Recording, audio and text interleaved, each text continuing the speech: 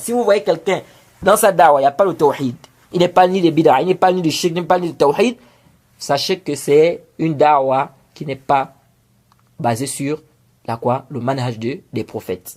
C'est une dawa qui n'est pas basée sur le manhaj des prophètes. Vous allez voir quelqu'un aujourd'hui, vous allez voir, il y a beaucoup de frères comme ça.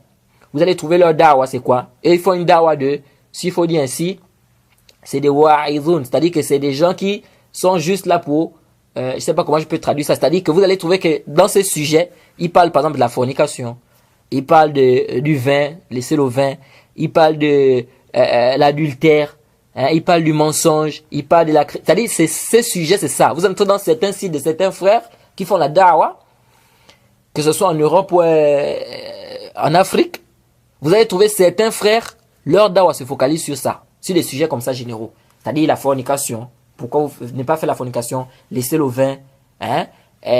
Pourquoi qu'on appelle ça le riba? C'est-à-dire, ils se focalisent sur des trucs comme ça et ils laissent quoi l'essentiel. Sachez que quand vous entrez dans un site ou quand vous voyez un frère, sa dawa c'est ça, sachez qu'il y a des problèmes dans la dawa. Le manhaj n'est pas propre. Il n'est pas sur le manhaj propre.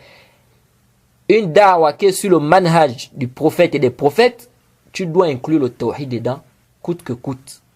Tu dois inclure le tawhid. Et c'est même là-bas, tu vas me commencer même par ça.